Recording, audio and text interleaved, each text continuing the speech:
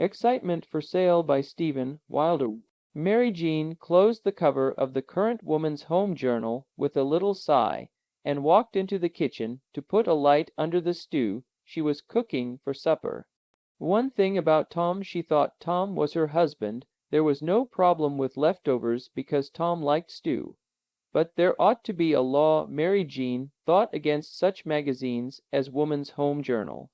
She sighed again, remembering the many stories she had read to pass the afternoon hours, as if despite the careful pattern and routine of the household chores, killing time was still the most important function of the housewife. There ought to be a law, all right. The heroine in the first story, Mary Jean, had read, went off to Caracas, Venezuela, in search of petroleum with her husband.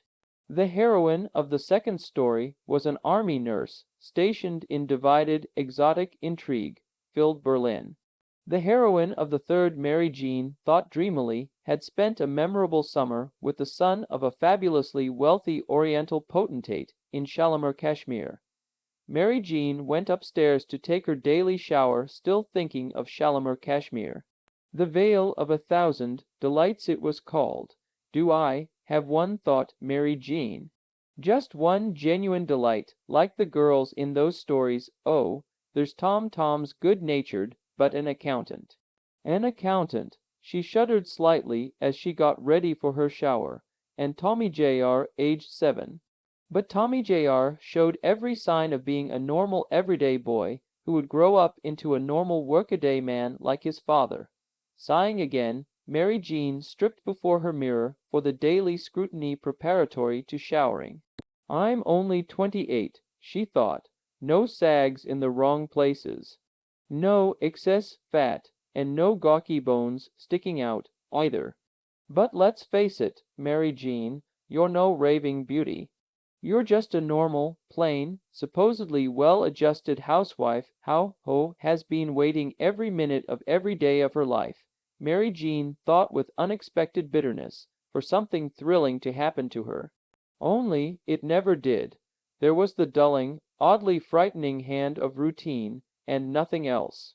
No Vale of 1,000 Delights, Mary Jean thought, and laughed at her own unexpected, childish pipe dreamish, had already stepped into the glass-enclosed shower stall when the door chimes rang pleasantly through the house. Momentarily, she debated answering or pretending she wasn't home. But even a door-to-door vacuum cleaner salesman would break the routine with his chatter, she decided, and slipped into a dressing gown on her way downstairs. Tom, who had a do-it-yourself workshop in the basement, had installed an ingenious one-way looking slot in the front door sidelight, and Mary Jane used this now to see who her visitor was. She frowned, almost regretting her impulse to answer the door. A little old man stood outside, holding an enormous suitcase. He was obviously a peddler. He was a rotund little man with a cheerful enough face, red-cheeked, eyes sparkling, and an incongruous little rose-bud pout of a mouth under a long make that, Mary Jean observed, an incredibly long nose. He wore nondescript clothing, except for the hat. The hat was one of those sporty tyrolean things which went so well with the tweeds and the college set. Yet oddly, the natty headpiece did not seem out of place on the rotund little man's head. Suddenly the little old man did a curious thing. He smiled at Mary Jean, smiled at her through the one-way glass. It could not be, she told herself, a coincidence. He was smiling right at her, smiling eye to eye, as it were, although he could not possibly see through the one-way glass. He removed the tyrolean hat from a round bald dome of a head, and executed a little bow. Mary Jean fought down a crazy impulse to curtsy, and instead opened the door with a quick, almost an angry motion. Her heart was pounding. You called, Madame, the little old man demanded in a chirp of a voice. Chirp was the only word Mary Jean could think of. The little old man sounded just like a bird. Called, Mary Jean said in some confusion as the rotund peddler brought his enormous suitcase into the living room and unsnapped it on the sofa before Mary Jean could stop him. There was an ironclad, if unwritten rule in Mary Jean's household: nothing unclean ever visited that sofa, and the little peddler's bag looked as if it had spent time in every sooty waiting room from here to Shalimar, Kashmir. Not 5 minutes ago, you called, the peddler chirped. Here I am. Now then, what will it be? As he spoke, the peddler had arranged the enormous suitcase, now open, like a showcase. For some reason she could not fathom, Mary Jean felt an unexpected thrill of fear clutch icily at her spine. You can show me whatever it is you're selling, Mary Jean heard herself saying. But please let's get one thing straight. I didn't call. I didn't send for you. You must be a cold canvasser. Aren't you? Peddler rubbed plump hands together, shaking his head. We happiness salesmen never canvass without being called. Happiness salesman. I, here the peddler returned the tyrolean hat rakishly to his bald head, am a happiness salesman. But what do you sell? Can I see? Mary Jean asked, edging toward the enormous suitcase. Specifically, chirped the peddler. I can't seem to see anything in your bag. That's strange. It certainly was strange, Mary Jean thought. The suitcase was crowded with various items. She could sense that.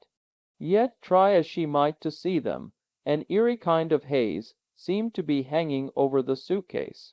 She could see nothing through it, absolutely nothing. Naturally, said the peddler.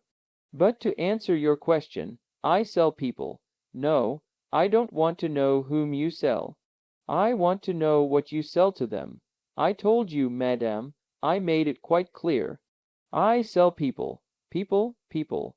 Really, if this is some kind of an elaborate sales pitch, may I ask you a question, madame?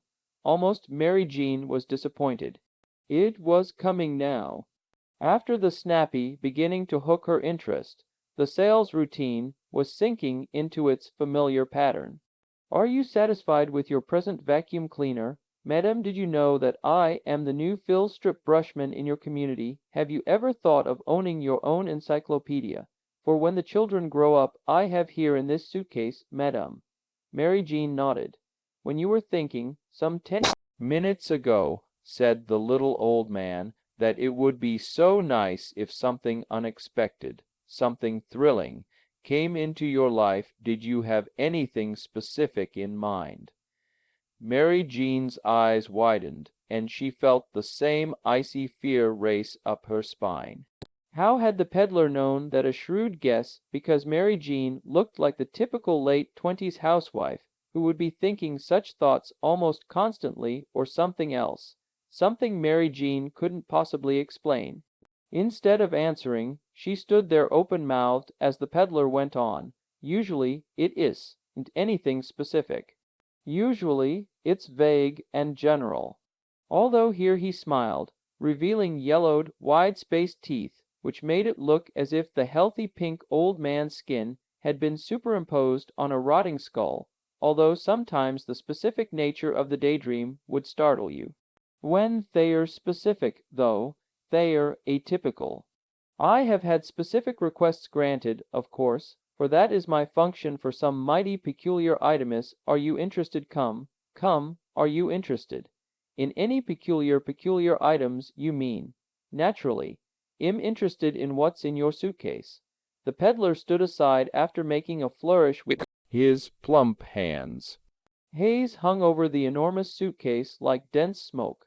But I can't see anything, Mary Jean protested as her curiosity got the better of her fright. Naturally, you can't. Until you make your selection. You want something unusual, something unexpected to happen. You want to be lifted out of your humdrum life and given adventure, romance, a fling at the exotic and the improbable, and these are the things you sell. Mary Jean asked in disbelief. To women. Only to women such as yourself. It was still a sales pitch, Mary Jean told herself. An elaborate one, to be sure, but presently the peddler would come down to earth with the offer of some specific product, perhaps a beauty cream or perfume.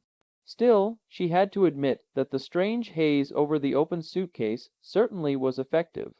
"What do you charge for selling a fling at the exotic, as you say?" The peddler laughed. It was a bird-like sound, a chirping, twittering laugh. "Oh, no, my dear," he said, rocking with his laughter, "you don't understand. You've already paid. I already paid. All your life, for every day of your life, you have paid. Every day you accepted the mundane and the humdrum, you have paid. You have paid 1,000 times over. You mean get this, whatever it is you're selling free of charge. Very well. Call it that if you want. But shall we get down to business? I sell happiness. I sell happiness in the form of personal adornment. Here it comes, Mary Jean told herself. Personal adornment, cosmetics, jewelry. The pitch was coming down to earth.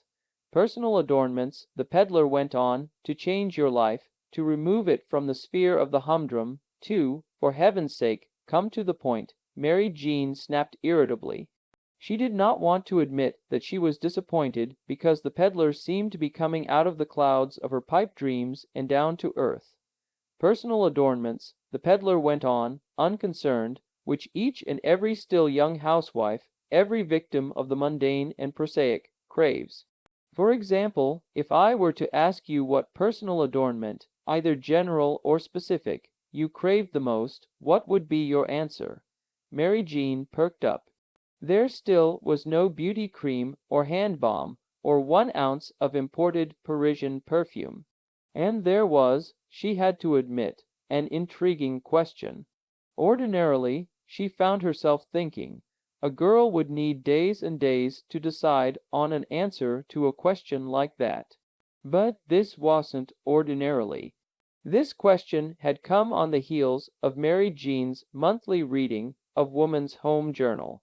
And what, Mary Jean thought, did the young woman who had gone to Caracas, Venezuela, and the one who had been an army nurse in divided Berlin, and the one who had spent a summer with the potentate's son in Shalimar, Kashmir, what did they all have in common? What was it they had which Mary Jean so craved? They attracted, she thought. And she did not merely mean attracted men, although that was part of it. To be sure, she told herself dreamily, all but forgetting the little peddler for the moment, sex appeal was a part of it, perhaps a considerable part. But it was by no means all, for Mary Jean did not want to attract men for their sake alone.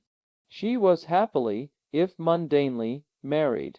Universal sex appeal was thus an adjunct to what she wanted, but not the sum total of it. Mary Jean wanted to attract, all right. She wanted to attract like the Caracas girl, or the army nurse, or the Shalimar girl, the girl of the veil of 1,000 delights. She said, you want think him silly, me dear lady, I consider no request silly, I assure you. Well, I find it difficult to put into words. Try, dear lady. I have sold happiness to 1,000 women like you over 1,000 years. You, what did you say? The peddler looked as if she had insulted him. He said, his chirp of a voice getting shriller still, did you actually think that I restricted my sale of happiness to 1 block or perhaps 1 postal zone number here in your city? Here on this particular day, on this particular yearly calendar, my dear lady, my very dear foolish lady, please tell me what it is you wish. Mary Jean blushed now that she had decided to go through with it, to bare her soul to this strange little peddler in a way that she had never bared it even to her own Tom, her husband, the sharer of and provider for her mundane existence. Still blushing, she said, I want to attract adventure. I want to be like a magnet, for the iron filings of adventure. I want romance and exciting things to embrace me. She clutched her throat wildly. The words had expressed her thoughts precisely, but they were not her own words. Or, more probably, they had come from her throat almost of their own volition, and the little peddler laughed and laughed. Mary Jean felt suddenly crestfallen and strangely cheapened. She deserved this. She deserved his laughter. It was a new sales pitch. She had to admit that. The prospective buyer is made to practice self-mortification, and then, to rid herself of the only witness of her shame, she buys almost anything. "All right, I fell for it," Mary Jean said. "What do I have to buy? I'll buy whatever you want. Just get out of here quickly. But isn't it clear I sell happiness? And you told me what kind of happiness you want. Since, as I have indicated, you have already made payment, it only remains for me to grant your wish and then why were you laughing at me, dear lady, because you thought your request would be so peculiar? Don't you realize it isn't peculiar at all? It is the request of most young housewives. They are bored, they are fairly shriveling up with the hot desert blast of routine. They want change, adventure, intrigue, romance. They want to attract these things. Precisely as you want. Then you may consider it a sale. Here," and as the peddler reached into his enormous suitcase, the obscuring haze vanished abruptly. With an eager little cry, Mary Jean glanced over his shoulder and saw nothing but row and row of small white bottles, like bottles of hand cream. But she began, dear lady?" "Oh, I see. Naturally you expected something far more exotic than a kind of lotion. Well, didn't you? I guess I did, which explains the haze. If you saw the bottles of lotion, you'd never bare your heart to me. If, on the other hand, you saw merely a closed suitcase, it would not intrigue you so much as an open suitcase, its contents obscured by haze."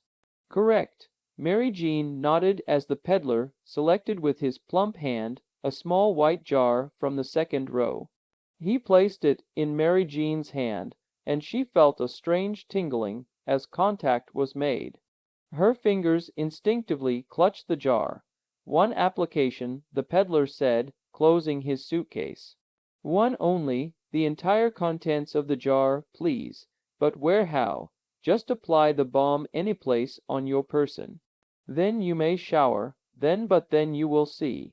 Yes, but isn't there going to be anything else? I mean, surely you must be selling something." The peddler smiled, showing the broken yellow teeth again.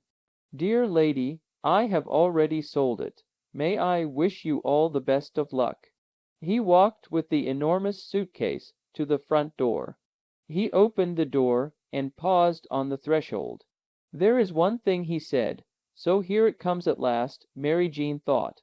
"I shall return in 24 hours to see what your decision is. My decision. We allow our customers the right to accept our product on a 24-hour trial basis. I shall return here in precisely 24 hours. I mean precisely. You see, my schedule is a busy one. If at that time you wish to become your old self again, you have merely to tell me.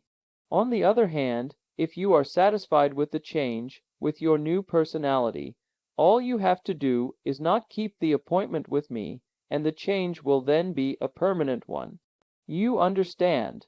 And before Mary Jean could answer, the old peddler had disappeared. Not walked up the flagstone walk and to the sidewalk. Disappeared, in the blinking of an eye. Simply vanished. Mary Jean shuddered with a sudden chill, although it was early summer.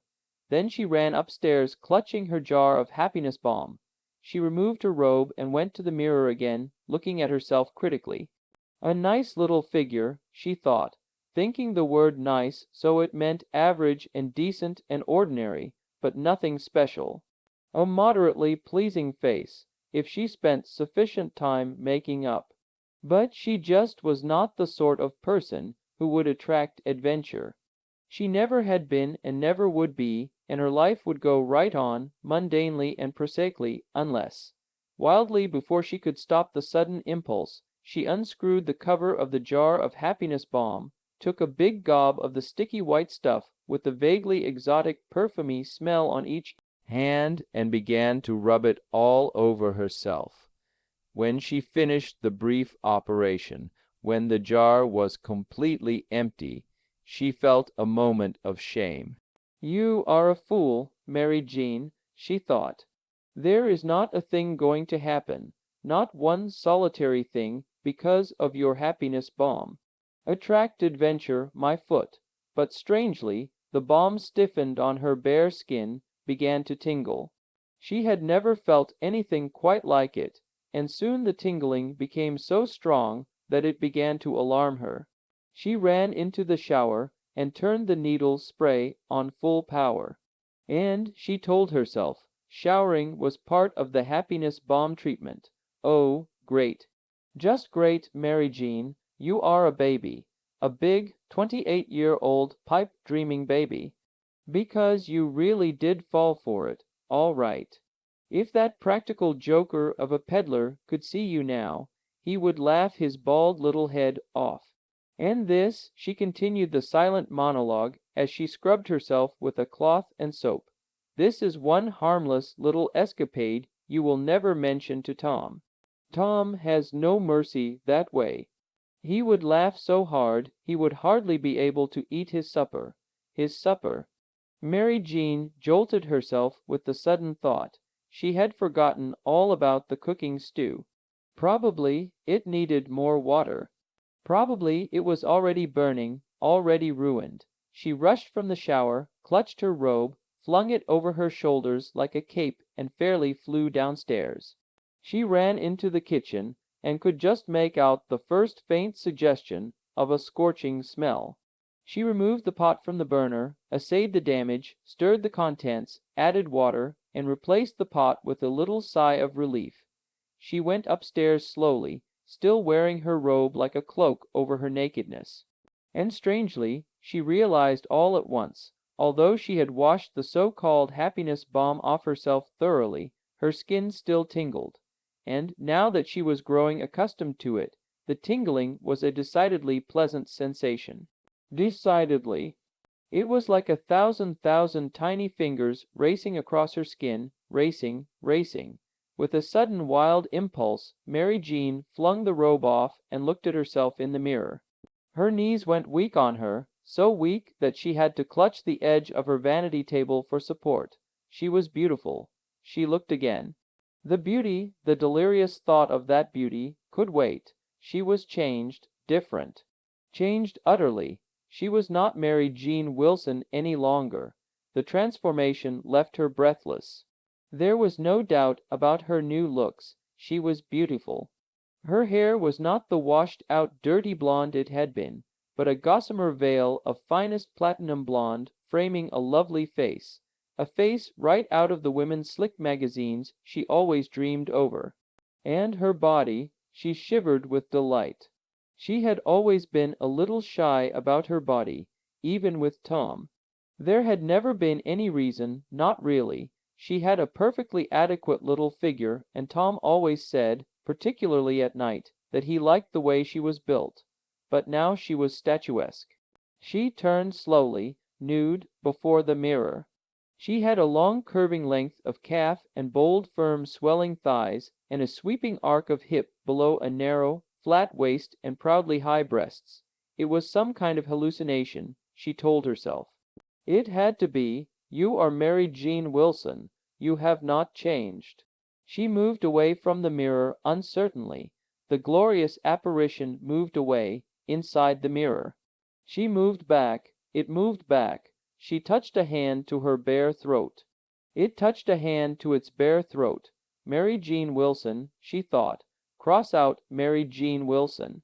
I am a new edition. I am. Tears welled in her eyes. There was not any doubt about it. She was the most beautiful woman she had ever seen, in real life, in the movies, in the slick magazines, anywhere. She had been changed utterly, transformed, metamorphosed, into a stunning, radiant creature. The happiness balm, but of course. It had to be the happiness balm. Wait until Tom saw her, held her. Tom, she shuddered. How did you tell your husband? How did you reveal yourself? Here is the new me, Tom. How do you like it? How do you like the merchandise I bought from a peddler who came around in the afternoon? She could not tell Tom. Not now, not yet. She would not know how to approach him. Probably he would not even believe her. He would never accept this beautiful creature as his mundane little wife. Never then, what did you do? Run away. But she had nothing against Tom. Plain, steady Tom with his normal likes and dislikes, his pillar of the community attitude, his pipe-smoking solidness, his liking for carpet slippers and the newspaper after supper. She could not desert Tom, but neither could she reveal herself her new self to him. All at once she remembered. 24 hours, then the peddler would return. She looked at her watch. He would be back at exactly 4:15 tomorrow afternoon. Exactly 4:15, she reminded herself. To be precise was crucial. Very well, that decided it for her. She would have 24 hours before she had to tell Tom, until 4:15 tomorrow afternoon. 24 hours. It was not a long time, but oddly it frightened her, because there was not any doubt about the new body, the new face. They would attract, and she was not only thinking of sex appeal. Naturally, they had sex appeal. For a woman, that was part of perhaps a large part of attracting adventure. 24 hours, Mary Jean told herself. Mary Jean, it did not sound right. It no longer fit her new personality. Then what? What name? Even a new name for the 24 hours. I know, she thought happily, her skin still glowing, still tingling strangely. I will be Jean Marie. It sounds so French and exciting. It was almost the cocktail hour now, not that Mary Jean went for cocktails. But Jean Marie might. Indeed, she might. So Jean Marie got into a cocktail dress, which fit her properly for the first time.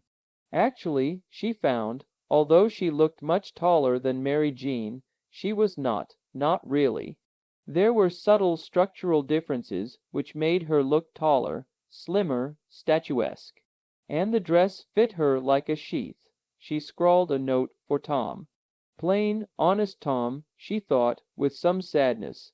Dear Tom, called out of town unexpectedly. I wish I could explain. I will be back tomorrow afternoon. She wanted to add maybe, but did not. There is supper for you and Tommy in the fridge. Do not worry about me, because I will be all right. I will be fine. That is putting it mildly. I will be just great. See you tomorrow. Love, Mary Jean. Almost she had signed Jean Marie. She looked at the note, frowned, and tore it up. It would be an adequate note for Mary Jean to write, but not Jean Marie. She took a fresh sheet of paper and scrawled, "Back tomorrow," called away suddenly. Mary Jean, that was more like it. A note with the trip hammer, cryptic mystery of a telegram.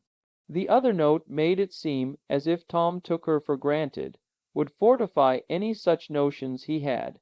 That might have been all right with Mary Jean, but Jean Marie would not stand for such a thing. Satisfied, Jean Marie went downstairs, and the front door opened. It was Tommy, she thought with sudden alarm, 7-year-old Tommy back from school and his Cub Scout pack meeting. She watched him come in. Mechanically, because there was nothing else to do, she continued down the stairs. "Hello," Tommy said, looking at her. "My mother upstairs." "Why, no, she is not," Jean Marie said. "She went away for the day." "She left a note for your father." "Who are you?" "Oh, just a friend." Be a good boy until your father gets home, Tommy. "Why do not you play with your trains?" "Who told you I have trains?" "Oh, your mother told me." She was at the front door now. Your mother did. "Well, gee-bye." "Bye," Tommy said.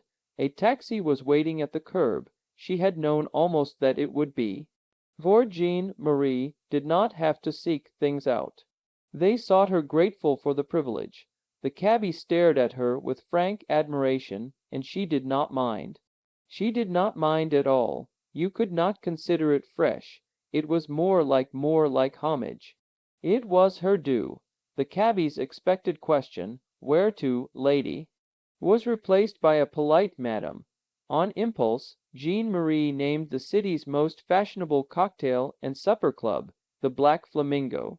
Then she settled back in the cushions, relaxing. Traffic was heavy, and the cabby stole several admiring glances in the rear-view mirror, but still they made incredible time, as if all the other drivers knew that Jean Marie had 24 hours of glorious adventure ahead of her, and wanted to embark on it at once. All the traffic made way for Jean Marie. Naturally it did.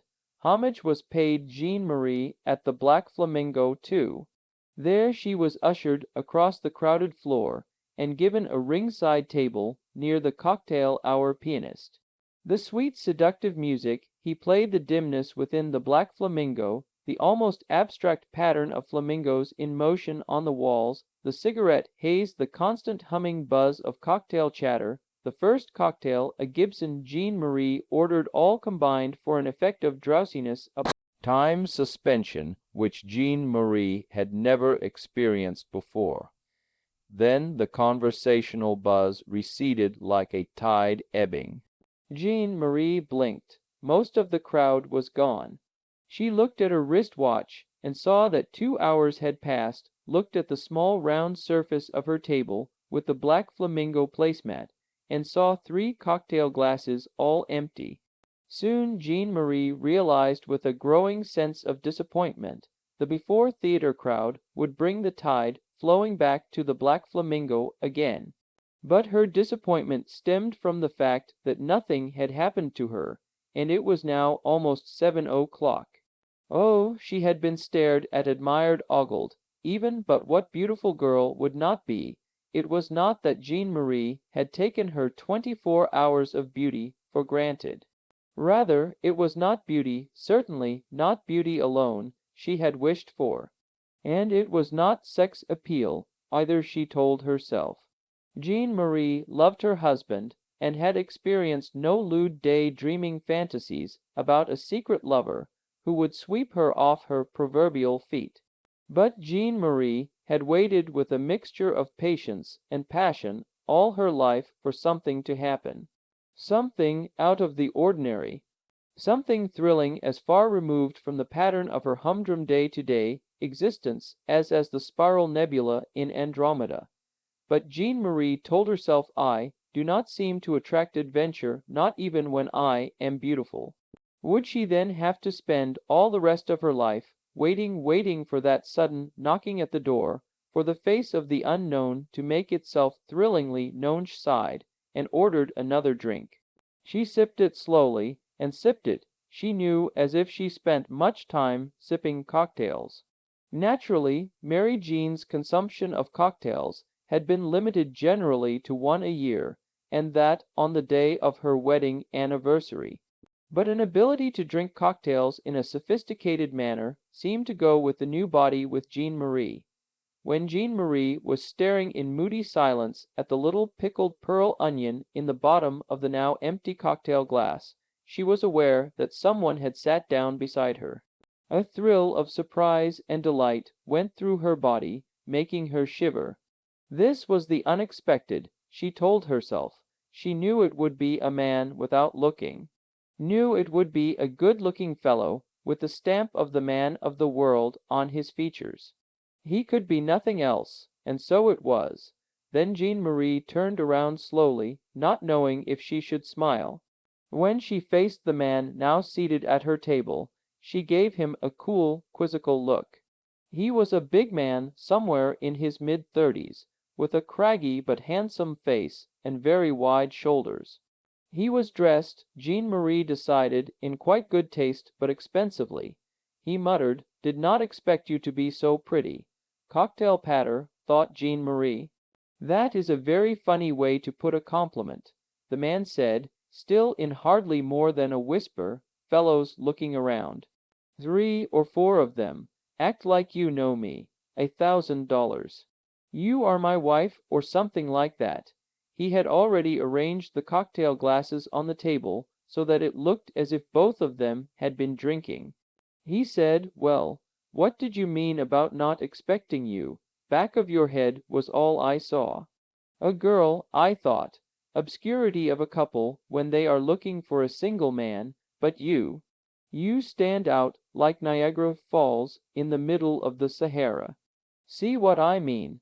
Thank you, Jean Marie said. Who is looking for you? Remember what I said. Start looking like we mean something to each other. And before Jean Marie could offer a protest, the man slid his chair around the small table, clutched at Jean Marie's hand with one of his hands, and put his other arm around her shoulder. He smiled at her, his face inches from hers, holding a cocktail glass up as if making a toast. He seemed to be relaxed and having fun, but this close Jean Marie could tell his face was set tensely, rigidly, in an easy cocktail smile.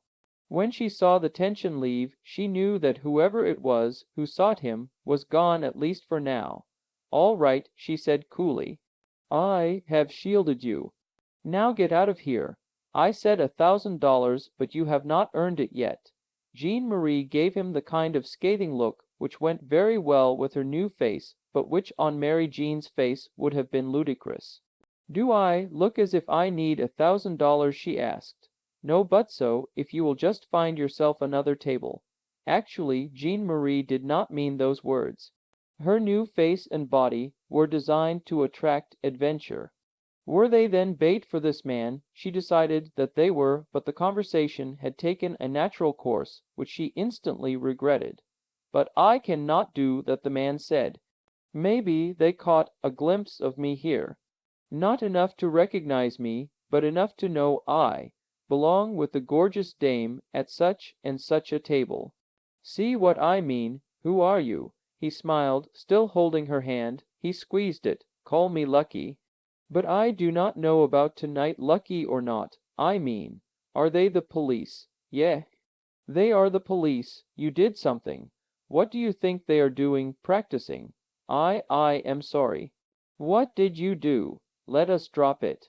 You would not want to know. Oh, but I would. You would make me beat it. Or you would call them.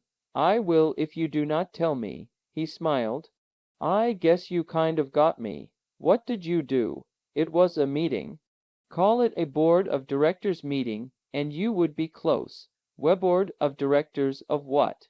The questions came quickly, unbidden almost, to Jean Marie's lips. She felt suddenly very quick-minded and very capable. Well, call it a syndicate, the National Syndicate of Crime. Is that what you mean? Are you one of the directors? He nodded slowly and said admiringly, Baby, you are not only beautiful, you have got a mind like a trip hammer. Go on. There was the last thing such a board of directors would ever want. A fight. Someone was hurt. Killed. Oh, I see, but she did not see. The words came automatically. What did Jean Marie or Mary Jean know of murder? I was fingered. Lucky said, you did it. I say I did not do it. Who do you believe? I do not believe anyone, Jean Marie said, the words coming quickly to her, apparently plucked from air. I never believe anyone. What is the difference? Plenty of difference. Because I am getting out of here, but I will never get out alone. They are looking for a single man. I can get out with you, I think. Just then, before Jean Marie could answer, he leaned forward quickly and kissed her. Jean Marie stiffened and then relaxed for a moment, then stiffened again. She pushed him away gently, saying curtly, Do not try that again. I cannot figure you out, he said. One minute you talk like a woman who has been around, the next like some dilly of a housewife from suburbia. What do you think I kissed you for? Just because you are beautiful. Hell, I have seen beautiful girls before, plenty of them, and some as beautiful as you. Well, almost, anyway, he added, and they both smiled. I kissed you because one of the cops drifted through. Listen, baby. Will you be my passport out of here? Why should I be? Jean Marie asked him coolly. Because I am asking you. Because maybe fate meant we should meet like this tonight. Now, really, Jean Marie said. You do not mean that, and you know you do not. One sure way not to get me to do anything for you is to throw me a line like that." Lucky shrugged. "Okay, baby, if you were in my place, what would you do? I see what you mean. But I would not throw you such an obvious line if I threw you a line at all. Can I force you to come with me? I do not know." "Can you? Okay." Lucky smiled. "Let us try it." "I have got a gun in my pocket, baby." She grinned back at him. "That is nice. Maybe I am pointing it at you under the table. Well, it is possible, is not it? It is possible. How am I doing? Pretty good if I thought you had a gun. Anyway, I like it much better than the line. Good. If you do not get up and walk with me, quietly, walk right out of here with me, I will use the gun. I am desperate. Do you believe me?" "No," Jean Marie said promptly. For all his hard, capable good looks, Lucky seemed crestfallen. But Jean Marie added slowly, "I will go with you. As far as the street and no further." Lucky squeezed her hand and signaled for the waiter. "I will pay the check," he said. "You are darned right you will," she said, and they both laughed. 2 hours in my new body, Jean Marie thought, and I am helping a murderer to elude the police. A murderer? Well, he says he is not. His word is the only word I have, so I guess I can go through with it, with something like a clean conscience. Clean conscience or not, she knew she would act as Lucky's passport out to the street. Because Lucky, she could somehow sense, was the adventure that the new Jean Marie, the peddler's Jean Marie, had summoned. The bill paid, they got up from the table.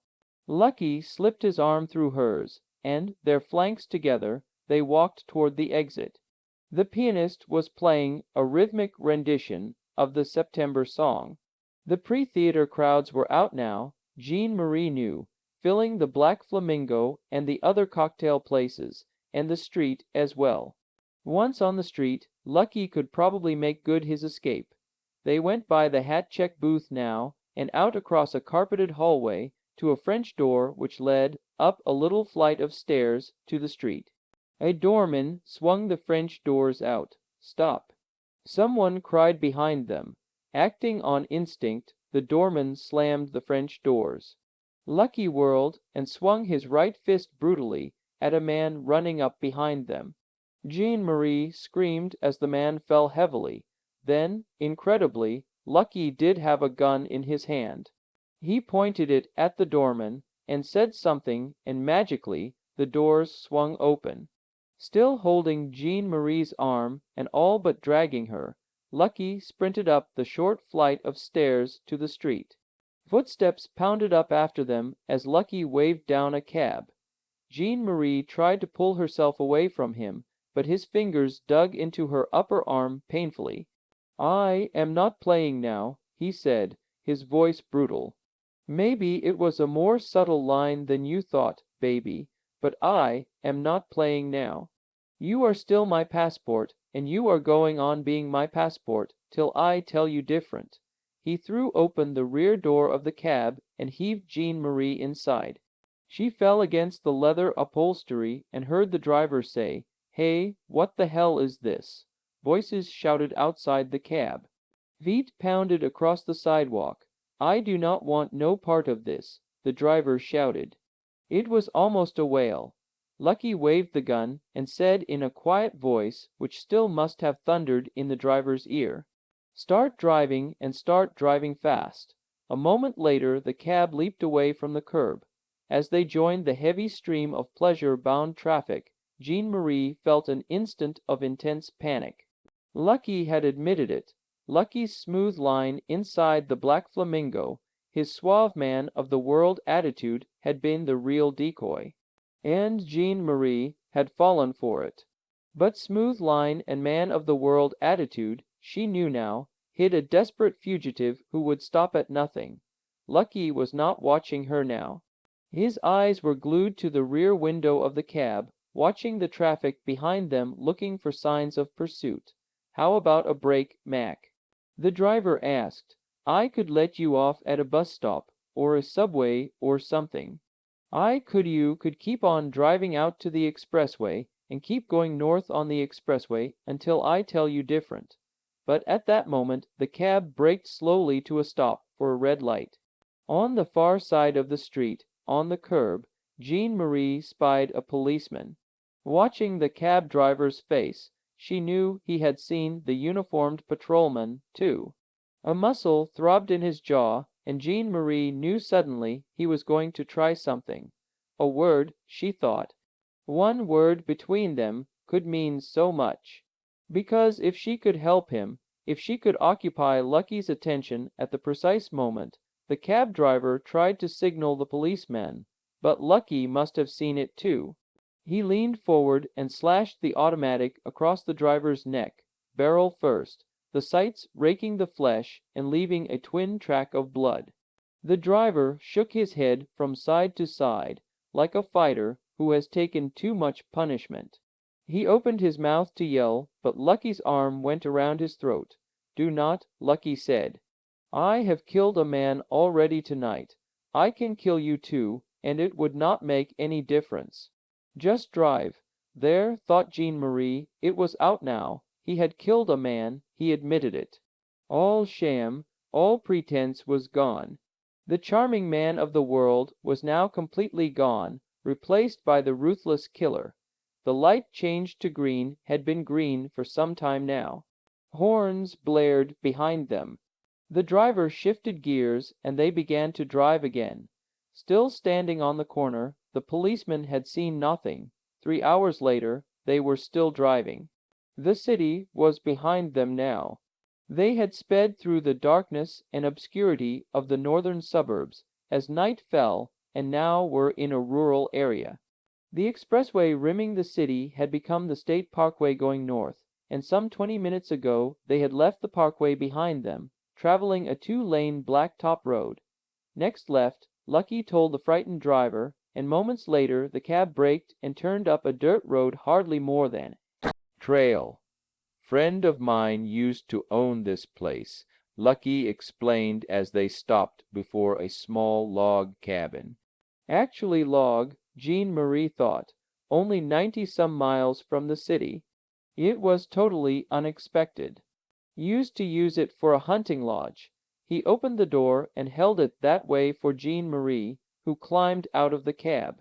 Then Lucky leaned in across the driver and removed the ignition key from the dash, pocketing it. "You get out of there, too," he said. "I thought I would just be going now, mister. That is very funny. I thought he said, 'Get out.' Look, mister, the wife will start to worry. If the wife worries, she calls the company. The company makes a check and realizes I have not called in. We got a 2-way radio hookup, and you are supposed to call in on all fares. If the company sees I have not called in, they start looking. Then where would you be? Right here, Lucky said, with you, and they will never find you here. Any other questions? No, then get out. That is right. Go inside the cabin. You ought to find some canned goods in there, and some sterno. Whip up supper for us, will you?" Grumbling, the driver went up the split-log railed porch and into the cabin. "It is not locked." Jean Marie said, "No lock on it. Nice here, is not it? Who cares if it is nice or not?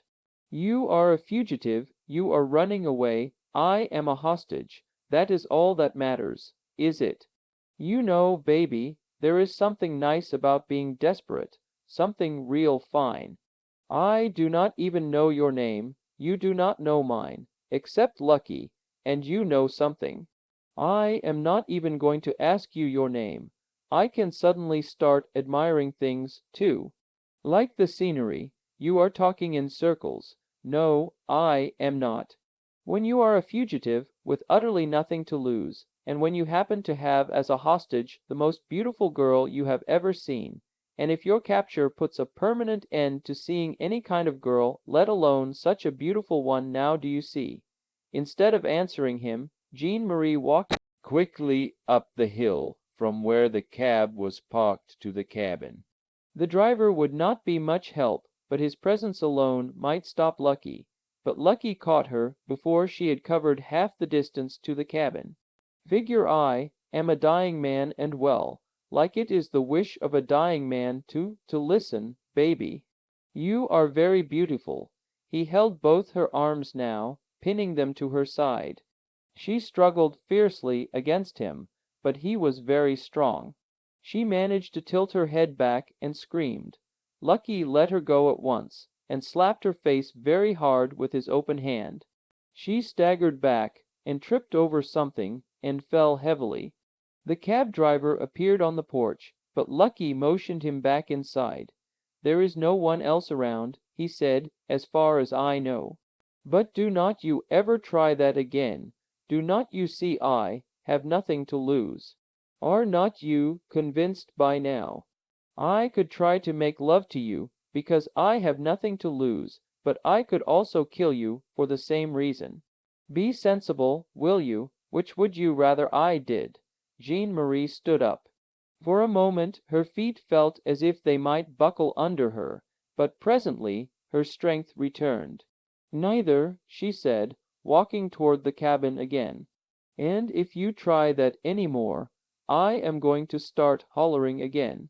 If you want to kill me, go ahead and kill me." In spite of her best efforts to control it, her voice caught on the last words. Lucky laughed softly but harshly, and followed her into the cabin. She ate without knowing what the food was. Her mind was a blank slate now. Impressions came and made tracks on it, like chalk on a blackboard, but they were immediately erased. She could not concentrate at all. It was a state not far from hysteria, she knew. Lucky meant everything he said. Lucky, yes, Lucky. It was so hard to concentrate. Lucky might try to kill her, or might try to make love to her, or might try. "Clean up and make it snappy," Lucky told the driver. "What is your hurry?" "Going someplace. When I am in the mood for wisecracks, I will crack them. Just clean up in a hurry, that is all." The driver did so, while Lucky sat smoking a cigarette. The cabin's single all-purpose room was lit by a kerosene lamp, hanging from the ceiling on a big hook, and casting uneven shadows as the wind came through the open windows and stirred it. Jean Marie felt herself dropping off to sleep, and had time to register amazement.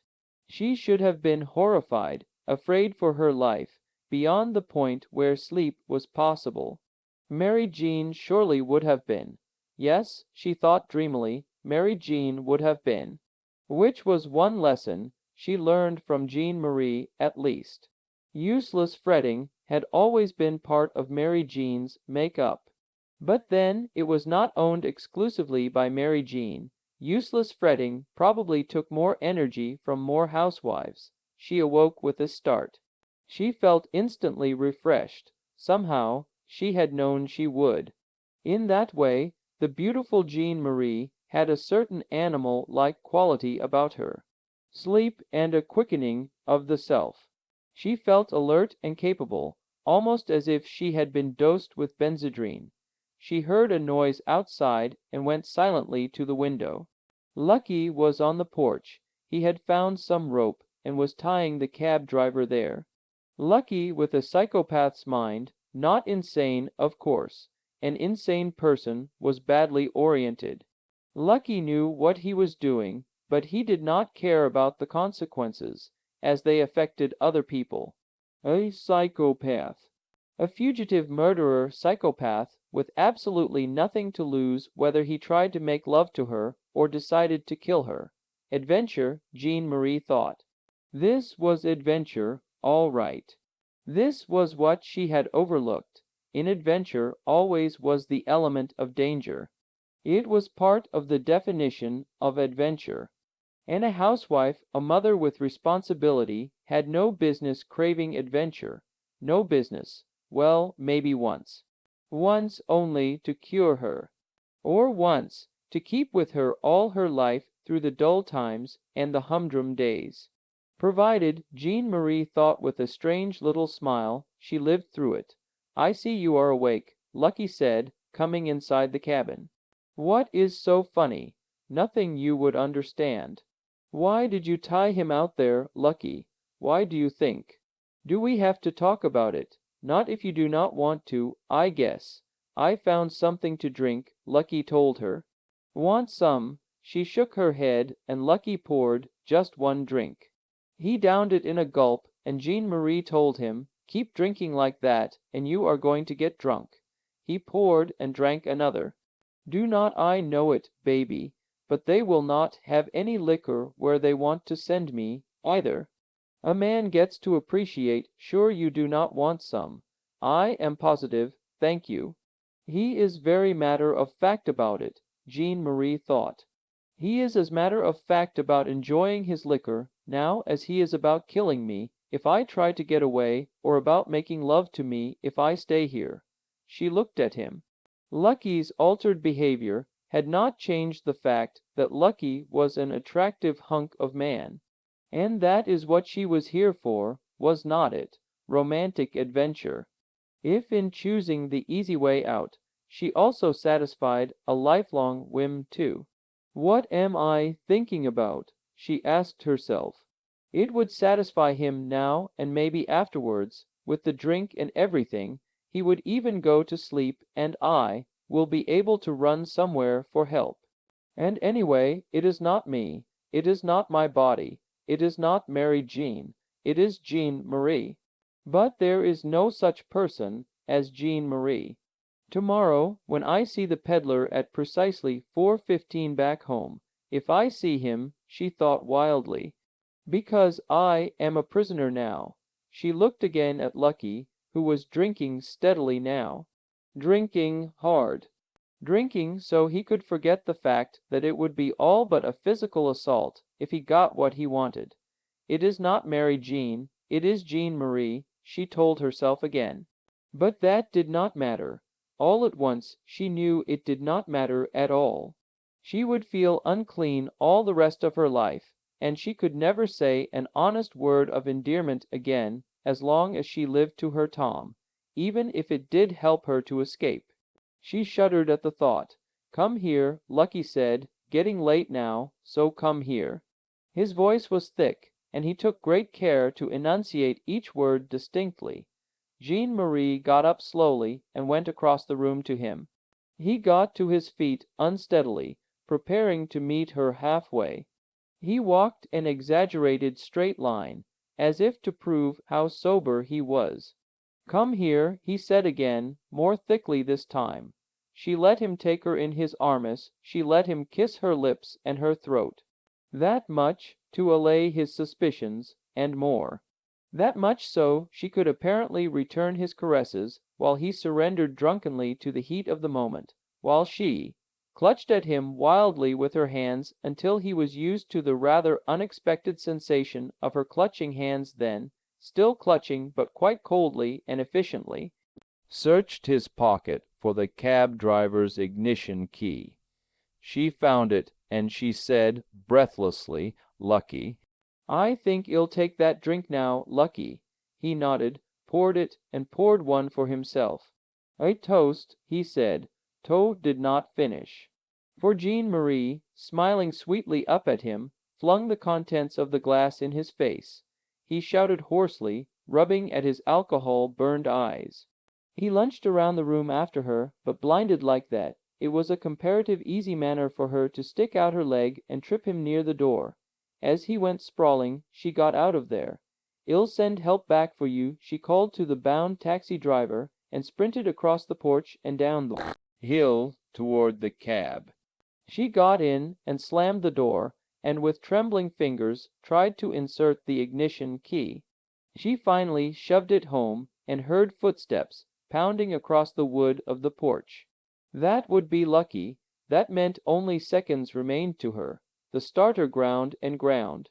The car would not kick over. She was still trying when Lucky reached her. At the last moment she realized that the car was on a hill. If she released the handbrake, she would at least coast downhill away from him. The car began to move as she tried the starter button again. Then the door across from her was pulled open, and Lucky threw himself into the car, sprawling across the front seat toward her. At that moment the engine kicked over, and Jean Marie put the car in gear. It started with a clashing of gears, leaping forward with a surge of power. The door on Lucky's side was still open, and swung back and forth. Lucky was sitting up now, reaching for her, trying to pull her away from the wheel. They struggled while the car skidded from side to side of the road. Jean Marie kept her foot on the accelerator, though, and their speed increased. The car swerved wildly, and she knew might even overturn on one of the steeper turns in the country road. It swerved again, rocking. It went up on two wheels, the tires screaming. Now the open door banged and grated against asphalt. Lucky had a strong grip on her shoulder, and his face was very close to her own, and she told him, "You will kill us. You fool, you think I care, you care, baby." I do not felt her fingers being pulled inexorably from the steering wheel. If she lost her hold, the car, doing 50 now, would be entirely out of control. The car swerved again, went up on two wheels, lurching. Her right elbow was suddenly free, and she jabbed with it, hitting something. The car lurched again, as if deciding whether to right itself or go over on its side, and Lucky, arms and legs flailing, went out the open door. Jean Marie braked the car quickly. She could see him in the rear view mirror, a dark shadow on the surface of the road, not moving. She stopped the car and used its two-way radio to call the cab company. Then, making sure that the still form of the man on the road was not moving now, she allowed herself an unexpected feminine reaction. She fainted. It was 2 o'clock the next afternoon. Rural sheriff's station, full of city police now, and Lucky, real name George Carmine, a prisoner, and confused police. But miss, you caught him for us. The reward is yours. Do not you want the reward? No, please.